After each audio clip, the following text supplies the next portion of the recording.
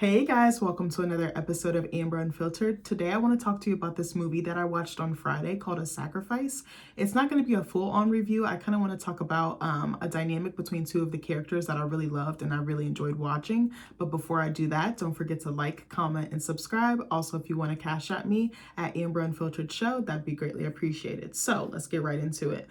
So I feel like overall, A Sacrifice is a decent movie. It wasn't horrible, but it wasn't great. It was kind of somewhere in the middle. What I loved was the chemistry between Ben and Nina. So Ben is one of the main characters. He's the father of Mozzie. She's also another main character. He's living abroad in Berlin, Germany, I believe. Him and his wife have separated, but they do have a child together. So his child visits from the States. I believe that she's from San Diego, California, or that's where they're living now. Or that's where she's living with her mom, I should say. She's also played by Sadie Sink, and if you guys have watched Stranger Things, she played Max, the redhead in there that was in love with, oh my gosh, what was this character's name? Caleb McLaughlin's character in Stranger Things. Jesus Christ, I cannot remember his name, so forgive me for forgetting. I'm so old, I forget everything. It's like I remember, but I don't know. So I said, again, what I love was the chemistry between Ben and Nina. So Nina, let me back up. She's also I don't know what her job title specifically is, but she kind of serves as a love interest for Ben's character, and I'll kind of explain later kind of what she does and kind of how their dynamic really caught my eye, and I was like, ooh, I want to talk about this. So I think that their chemistry was very believable and organic. While the film centers mostly on Mozzie, Ben's daughter, and her being initiated into this cult by Martin, who is also a love interest for Mozzie, but he's also involved in this cult and is trying to recruit her. I feel like the real cult-like devotion or intrigue is actually held by her dad, Ben, especially in the way that he perceives or that he treats Nina. So quickly, Nina is able to seduce him. I feel like she does so intellectually first. Ben is definitely a loner, even when his daughter arrives and even before she arrives. He just tends to kind of keep it to himself, or keep to himself, I should say. But the one thing that I feel like he loves just as much as Mozzie, his daughter, is to be mentally stimulated. And I think that Nina definitely checked that box for him. There's definitely undeniable sparks between these two. There's kind of like this flirty, like scholarly banter between them two, and I really enjoyed it. And just kind of how like she has like these tongue-in-cheek like responses, or these very spicy or sassy responses when he does try to probe and ask her questions, because they kind of connect on this case that she's working on, because he is a social psychologist, I believe. I'm not sure what her exact job title was. I want to say it was like something to do with forensics. I wanted to say like a crime scene investigator. I don't remember her exact title, but she's somewhere in that realm. So for instance, I would say that, you know, one of the ways that I feel like he broke one of his own rules was that he started seeing her, you know, behind his daughter's back.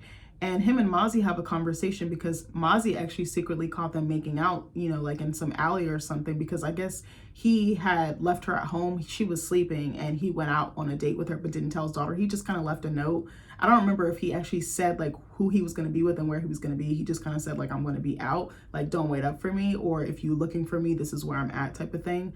But she doesn't tell her dad that she's seen this. And so she questions him and she gets really irate and angry with him. And she's like, are you going to let me know if you're seeing someone or if you're in a serious relationship? And he's like, oh, of course, of course. But then he doesn't really say anything about Nina. Even though they've all met, he doesn't like inform her that he's taken an interest in her, even though she knows that her dad has chemistry with this woman.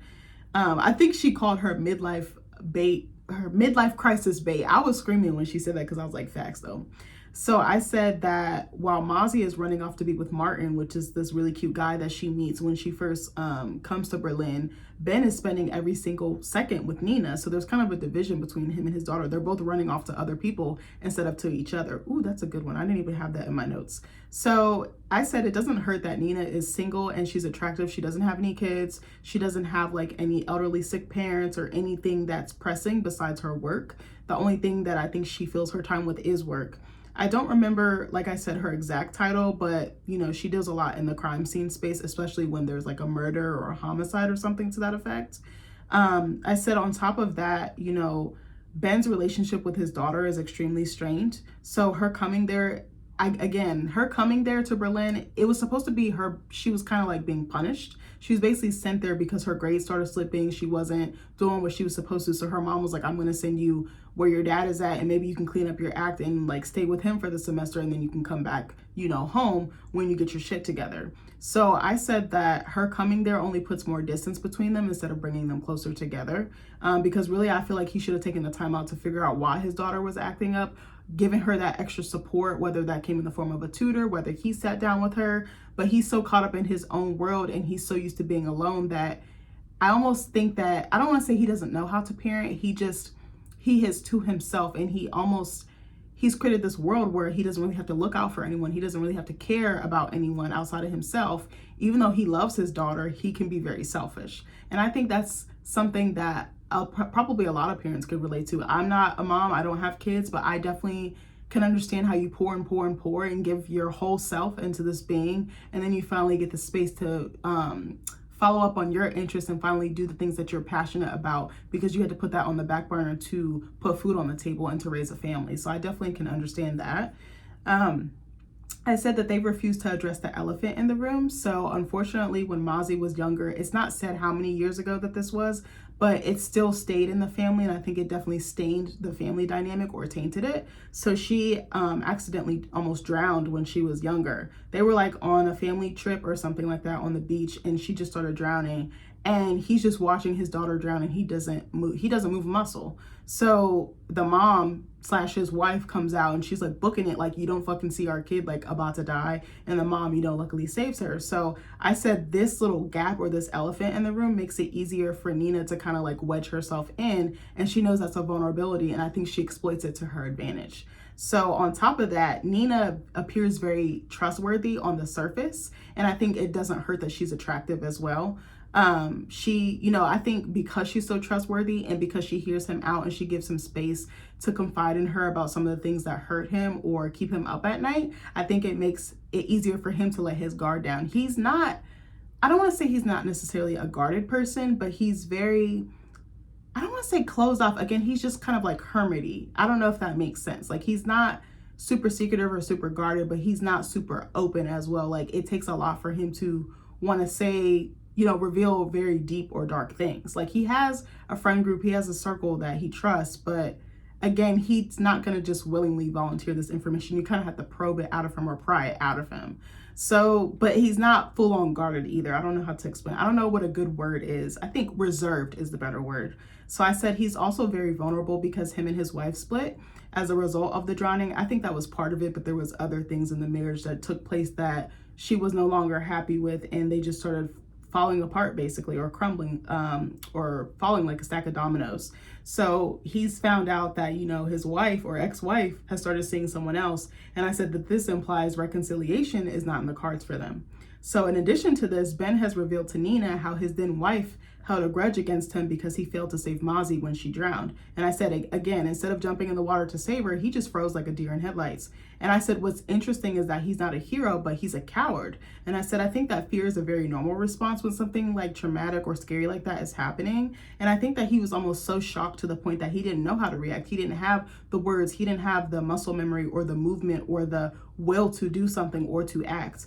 And, I just had a thought. I forgot what it was. Oh my God, I'm so old. I told you guys. But I think, what was I going to say? Oh my gosh, I just lost it that fast, y'all. My bad. So also, I think that, I said I'm so glad that his wife was there because Mozzie literally would not be here if not for her mom's quick call to action.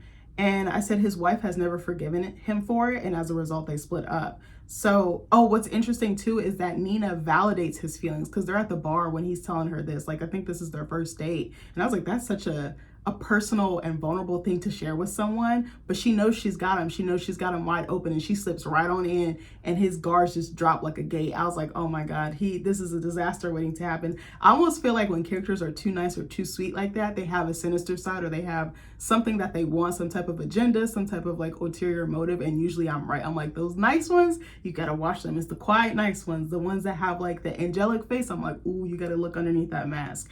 But she like validates him. She's like, she held a grudge about how you treated Mozzie, so she feels like you can't parent, like you don't know what you're doing. Like, because I think, when Mozzie arrived, she had like a whole folder of like instructions on like what to feed her, what she likes, what she doesn't like. And I was like, you should be able to trust that other parent. But I think that incident broke her trust, and she probably shouldered more of the responsibility or burden parenting. So there's kind of like this imbalance.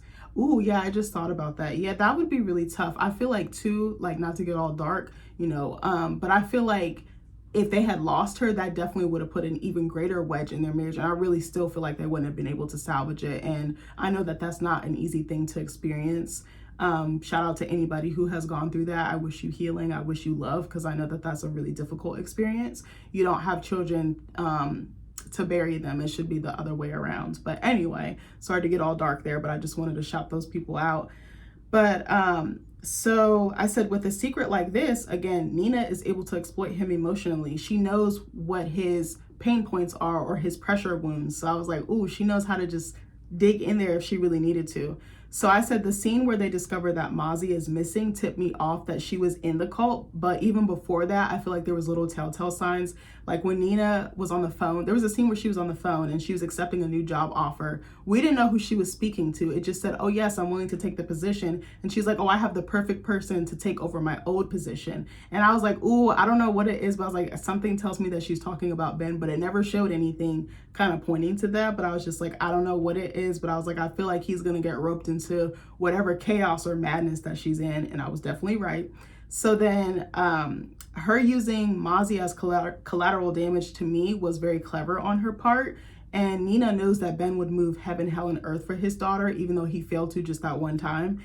And she's basically, Ben's one true weakness or kryptonite. And I also said that I love how Nina represented beauty and charm and desire. Because she has all of these things, it just makes her more appealing to Ben. Like, he's not used to this gorgeous woman coming up to him. Not only that, she's educated, she's talented, she's well off in her career. She doesn't really need much. I think the only thing she's missing is like that companionship and that bond or connection with someone. But, she could have, technically she could have anyone, but he's like, oh my gosh, she chose me. So I said, these are the things that initially attracted Ben to Nina, yet they're the things that land him in hot water with her later on in the movie. Sorry, there's some parts that probably won't make sense unless you watch the movie. I would highly encourage it, not just for this review, but just in general. I think it's a pretty decent movie and you should give it a chance. But what else was I gonna say? Because towards the end of the movie, she does use Mozzie to lure him into the cult. I'll just give you that little snippet there. So anyway, I said what would have been interesting to me as a viewer is to see Ben being initiated into the cult and getting immersed in it to save his daughter at the end. I feel like that just would have been a much tighter storyline, and that would have made it more engaging and just like the cherry on top, or like the bow on the movie or the present, of the film. But they did with what they had to do. I feel like the ending was just a little too easy. I felt like it was a little rushed, and I was like, I would have loved to see more build up. I would have loved to see a little bit more, like another obstacle or some type of hoop or hurdle that he needed to jump through. I felt like it was just a little too easy. Like, oh, I know where she is. Okay, boom, I'm gonna go get her. And it was just like, I wanted a little bit more. I wanted him to lose a little bit more and sacrifice a little bit more. The movie is called A Sacrifice. I think he did sacrifice some things, but I just feel like I would have loved to see how much lengths he would have went to really rescue his daughter. Like, the rescue was a little too easy for me, and I would have loved to see it play out a little bit more, I don't know, like a little bit more complicated or a little bit more layered. That's just me. I would have wrote that ending differently, but again, I'm not the person who wrote this body of work. I think it was a really cool idea, and I do like the execution for the most part. So I also love the fact that they cast Eric Bana as Ben Monroe. I will always remember him as Bruce Banner or the Incredible Hulk. Even though it's not my favorite rendition of the Hulk, it has a special place in my heart. I literally still remember my dad showing that movie to us. I feel like he might have taken us to the movies or shown it to us in our home theater. We used to have a home theater system. Oh my God, I love watching movies in it. It had like surround sound. It had like the scone lighting that was like, you could control it with this like football shaped remote. It was so freaking cool. It was like a touchscreen remote. He had like the whole little like cabinet with like the audio like fixins. I was like, oh my God, I love this. He had like this like the velvet trim, like the projector that came out of the fucking wall. Like, it was so tight. And then he had like in the front, he had like 2 rows of seats. He had what was it, the ones that like recline, and then he had one that were just like long that you didn't recline at all. They were just already long enough for you to stretch your legs out. I loved watching movies in there. I'd be in there for fucking hours just watching like the Hulk, Transformers, anything you can think of. It was just like my oasis. And we also had a popcorn machine. So when I say like movies are just like so deeply valuable and like personal and sacred to me, I really, really mean that. Like, I love watching movies. I could watch them all day long. Sometimes I'll even watch them even if they're not good. I'm just like, some movies don't need to be, you know, 10 out of 10 or 20 out of 10. Sometimes you just need that entertainment. You need that escape. You just need to redirect your attention or focus to something else. And I just love the escapism component of movies, and just like the amount of detail and the labor of love and how people collaborate to make these really beautiful bodies of work. Sorry, I just had like a whole geeked out moment there, but yeah, so I said it was nice seeing Eric Bana on screen again. I was like, I haven't seen him in anything in so long. Like, obviously he's done other movies, he's done other projects, but a lot of the stuff I've watched, I don't remember seeing him in it, but he could have been, and I might have just missed it. It might have been an oversight on my part. But, you know, I know that he's done other projects, and out of curiosity, I was like, okay, I'm going to look up his film catalog and see what other credits he has. So I kind of wrote a little list. I think it's got like 10 or 11 that I'm just going to run through really quick. So he was in Star Trek in 09. He was in The Time Traveler's Wife in 09. I kind of want to watch that. I feel like I've watched bits and pieces, and the bits and pieces I saw was good. I want to say Rachel McAdams was in it, and I want to say this might have been a book. I low-key might watch this just for the hell of it. He was in Hannah in 2011. He was in Deadfall 2012. Lone Survivor 2013, Deliver Us from Evil 2014, Special Correspondence 2016, King Arthur Legend of the Sword 2017, Back to the Outback 2021, Chippendale Rescue Rangers 2022, Force of Nature The Dry 2 2024, also this movie as well. I think this movie actually came out what was it, May of 2024. I keep still thinking it's 24. I still think it's 2024 in my mind, even though I'm like, bitch, it's 2025. So then I have a couple more notes that I just want to run through with you guys. So I had no fucking idea that this man was Australian. I said, bitch, I am today years old. And then I said, I definitely feel like he aged well and that he brought enough charisma to the role to make him enjoyable to watch on screen. Sylvia Hoeks, I don't know if I said her name correctly. Forgive me if I don't or haven't. It's Hoeks. I've never heard of this actress before, but her as Nina, I feel like was a good casting choice. I said not only is she pretty, but she was charming on screen, or she has charm on screen, and she's very believable in this role. I said I'm not super familiar with her work, but I loved how she was able to like lure us in with her girl next door personality, only to have that sinister side like leaking, Jesus Christ, lurking beneath the surface, excuse me. I said if you get a chance, again, check out the film. Just a fair warning, there is very sensitive material in the movie, such as unaliving, death, and drug abuse. Just throwing that out there. I think they could have filled in the gaps just a tad bit more with the characters and tightened up on the storytelling just a tad, because there was some stuff I was confused about, and just the flow of it, like the editing or the sequences, I think could have just been a little bit cleaner. But for the most part, I think they did well with what they had. I said I must give props where props are due. The nature shots were gorgeously shot. Again, nature is such a beautiful thing to encapsulate on film. So I think a lot of people have a really good gift of being able to translate that and making it an escape that the viewer wants to like hop into and jump into, I said, I've never seen a movie like this, and it was something that helped me escape for an hour and a half. And sometimes art doesn't have to be so grand. It doesn't have to be so provocative. It just is, it just exists, and it's fine the way that it is. So overall, if I had to rate it, I say it was a solid 6.5 out of 10. That's just my personal opinion. Not trying to crap on anyone. It was just missing a few things for me.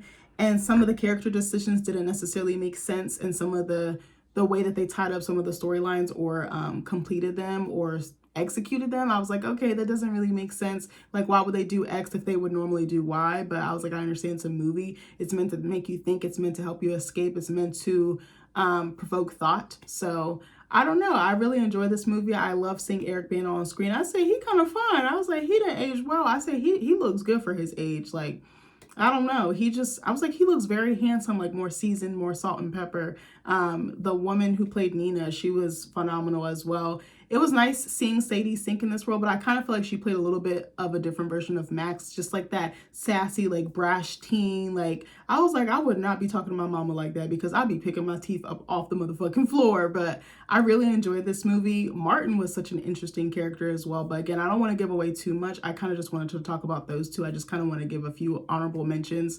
But I enjoyed the movie. I'm glad I watched it. I'm glad I looked at something outside of my normal wheelhouse. But I hope you guys enjoyed this little breakdown, and I love you, and I hope you're having a good week. Bye-bye.